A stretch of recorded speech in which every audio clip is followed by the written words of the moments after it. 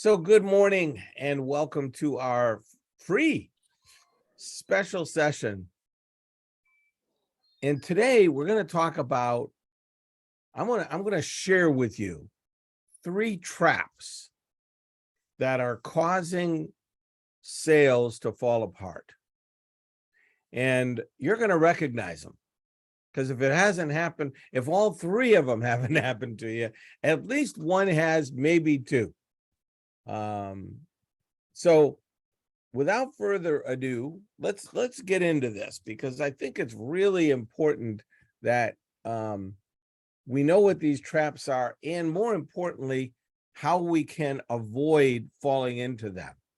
Like, for example, trap number 1 is control.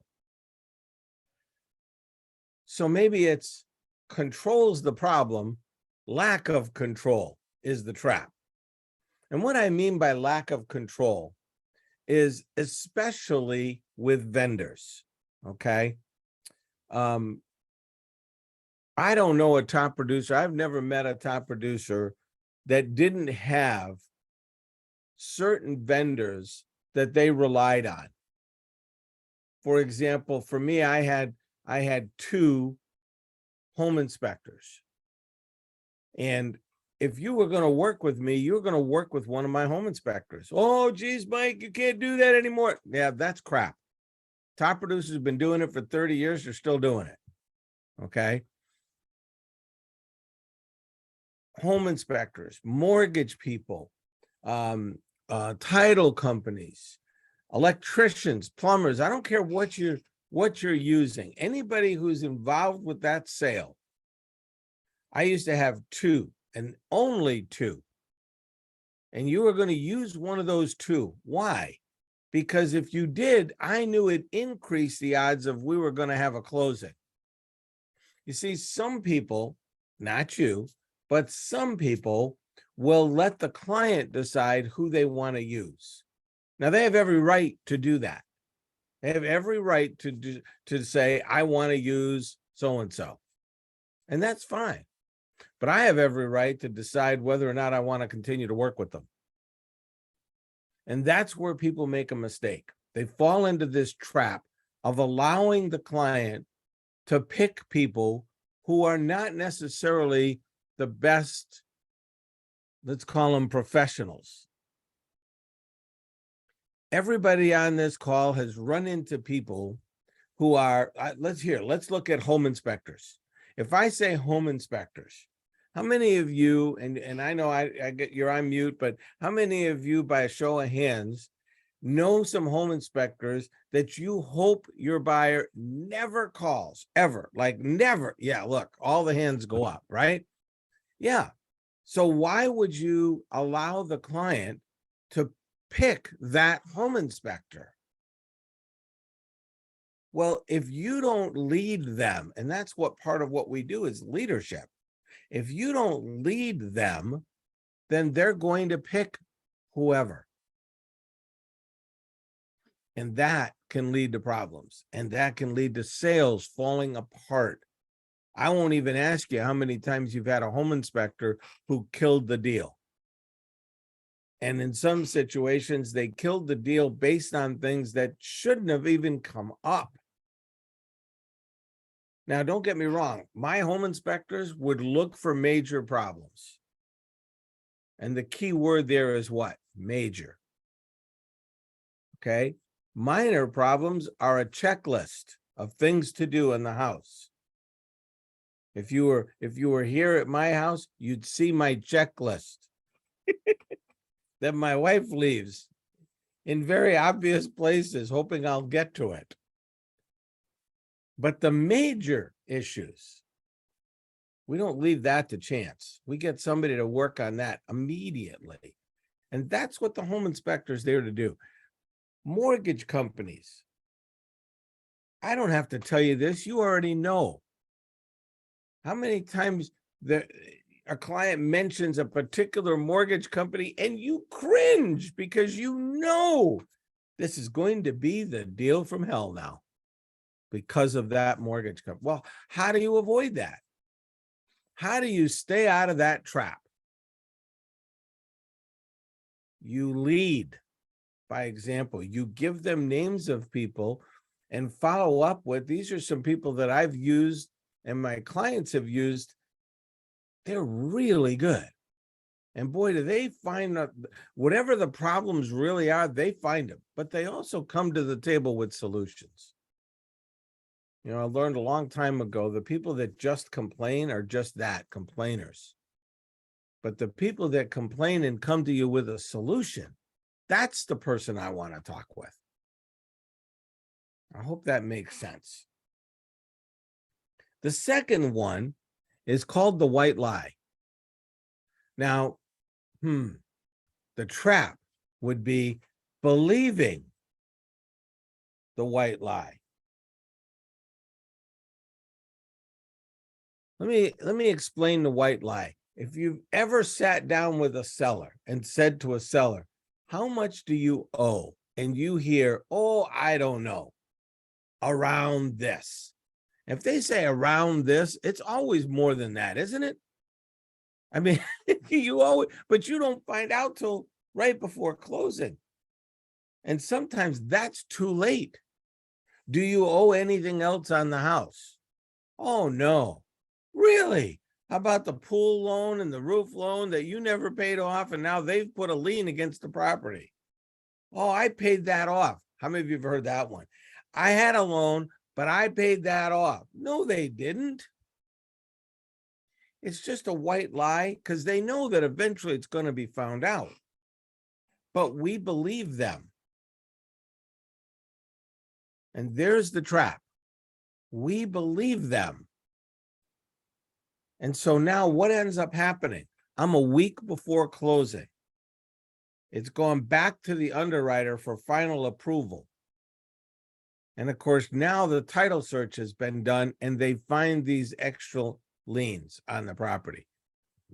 Did you know that when they had that pool put in that, you know, they didn't keep making the payments? And the pool company filed a lien against the property? Oh my God.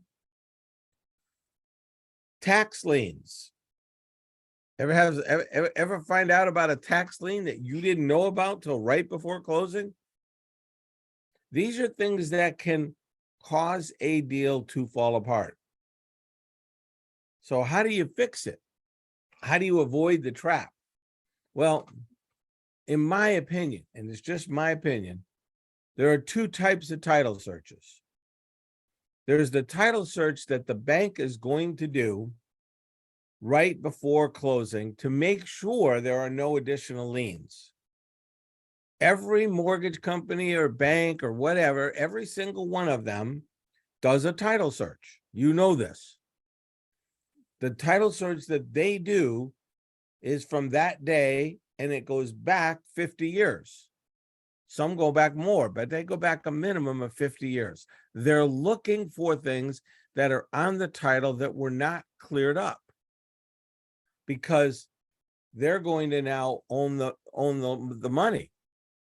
And they don't need somebody coming in. If they have to take the house back, they don't need somebody coming in and saying, oh, wait, I had this lien on the property, never got cleared. I'm in first position now. Mortgage company always wants to be in first position. Why? They get paid first. So the second type of a title search is one I started doing, oh God, way back when, and I call it a mini search. And the mini search starts from the day that they took possession and goes forward, not backwards now, goes forward to today. So I used to do a mini search on every listing I took. And you'd be amazed at some of the things that I found. Now, I didn't normally find things that should have been found on the original title search, but I found that people would tell me a white lie. They would tell me everything was paid off when in fact it wasn't. And some people just don't even understand that somebody who is a contractor can file a lien against their property. They don't understand that that's even possible. Some of them just sit there and say, yeah, come after your money. I don't care. Well, I'm going to make sure you can't sell the house without paying me. You know, with some students, I've even talked about this where they were under agreement with someone. The buyer got out of the deal for whatever reason, and the seller refused to give them their deposit money back. Now, in some states, it's not optional. Like in Massachusetts, I believe it's not optional. But in New Jersey, for example, both the buyer and the seller have to agree for that money to be returned to the buyer. So what happens if the seller doesn't agree? Well, my advice to my buyer would have been file a lien against the property that you're owed that money. The contract says if the deal falls apart, you get the money back. If they don't pay you, I'd be looking to do that, because now I can tie that house up until I get paid. The little white lie that we believe can be avoided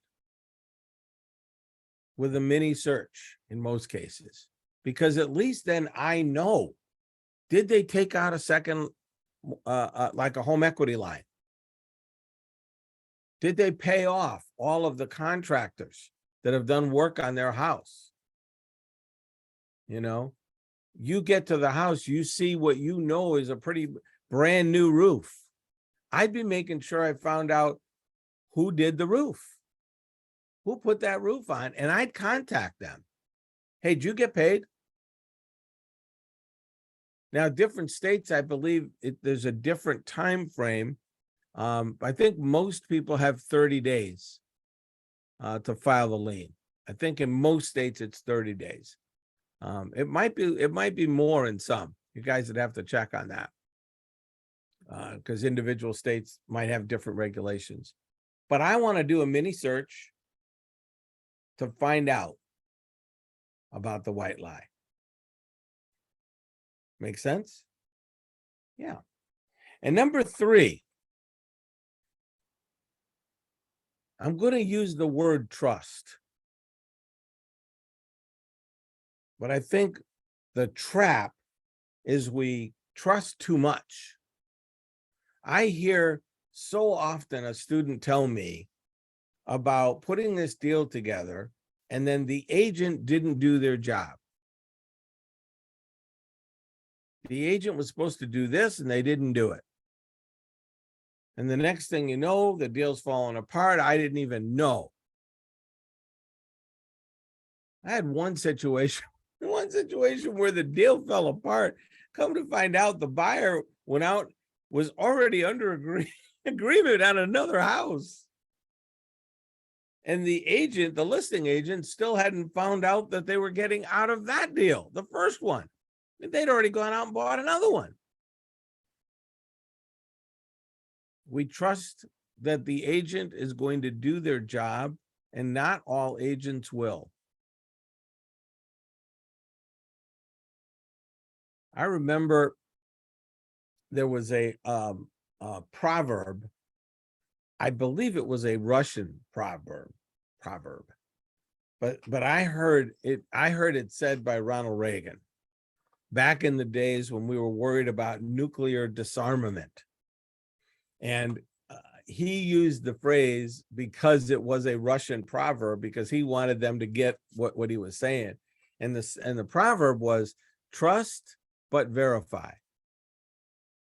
Now, you guys may not even be old enough to remember that, but Reagan had an advisor who was very well versed in Russian customs, and she was the one who told him about this proverb. And he started using it. And he actually continued to use it. He made sure the press knew that every time he met with Russians about this, that's what he kept using. Trust but verify. Well, folks, I don't think there's a better proverb for you to start using than that. Yeah, you can trust that the agent's going to do their job, But if I were you, I'd be verifying that they did. Now, me, some of you who know me know that I'm not very patient when it comes to some of this stuff. I expect it to be done on time. Actually, I expect it to be done before it's due. So in a lot of cases, I stayed so much on top of the other agent. I had some agents said, well, you know what, if you want to do, why don't you do it? And you know what? In some cases, I did. I didn't take the money. I gave it to the agent. But I would have been perfectly happy if somebody brought me a contract from a buyer on one of my listings. I'd have been perfectly happy doing all of the work of the buyer agent as well as my own work. Because you know what? I know it would have got done. And I know it would have got done on time. And if there were issues, I'd have found out early. Trust, but verify. Okay, I'm going to trust you're going to do your job, but I'm going to be watching you like a hawk. And if you give me any indication that you're not doing what you're supposed to be doing, you know, the mortgage is due on November 21st. I don't want to hear from you on November 20th that, oh, we're going to need an extension, because guess what? You knew that earlier. You just didn't tell me. And that's not right. I should know. My seller should know. Trust, but verify. I am going to watch you like a hawk. I networked with a lot of the top buyer agents in my area. Every one of them knew I would do anything to help them close the deal. You could ask me to do anything you wanted. I'd help you. Why? Because it was in the best interest of my seller. And that's my client. See, I know too many agents, and I've had it happen. I've had too many students turn around and tell me about the deal they had and how the agent didn't do their job. And I look at these three traps: lack of control, believe in the white lie, and lack of trust, or too much trust. And all three of those contribute to deals falling apart. As a matter of fact, if I was to take a guess, I would say those are probably the three top reasons. Now, I know you might turn around and say, well, home inspection caused it. Well, if a home inspection caused it, maybe we should have been using a home inspector who knew what the heck they were doing, and the deal wouldn't have fallen apart. Yeah, maybe we'd have had to do more to keep it together, but we'd have known what was going on. Oh, you know, this deal just crashed because the buyers just found out they're not getting the money. Just found out? How did they just find out? How do we not know this 2-3 weeks ago? We should have. We should have known 3 weeks ago. Why didn't we know 3 weeks ago? Does that make sense? Okay, thank you for nodding on that, you know. But if you think about it, these three things, if you don't control the vendors, they control you. That's number one reason why deals will fall apart. Vendors that control you.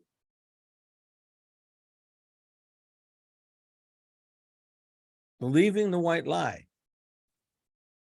Sellers that tell us, oh yeah, everything's paid off, when we know it isn't. The buyer that just turned around and bought Taylor Swift tickets that now is not going to qualify.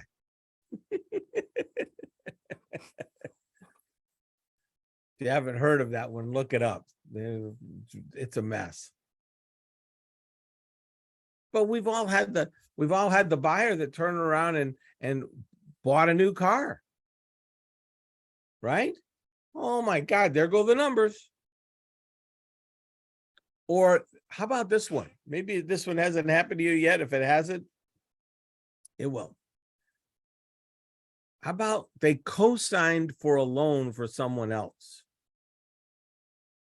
Ever have that? They co-signed for a loan. How much of that loan are they responsible for now? All of it. Will that affect their numbers? Yeah. Oh, I didn't know that. They're responsible. I was just helping them out. Not the way the bank looks at it. The bank looks at it like you're going to pay it off. If they don't pay, you are. And so that is going to go against your credit. That little white lie that we tend to believe. In a lot of cases, we don't even get to the white lie because we don't ask them. Why don't we ask them? Because we're afraid of the answer. And then the deal's going to fall apart. And geez, we only have that one deal. And if it don't close, we're not going to have Christmas. I'd rather know a deal is going to fall apart. It gives me time to go put something else together.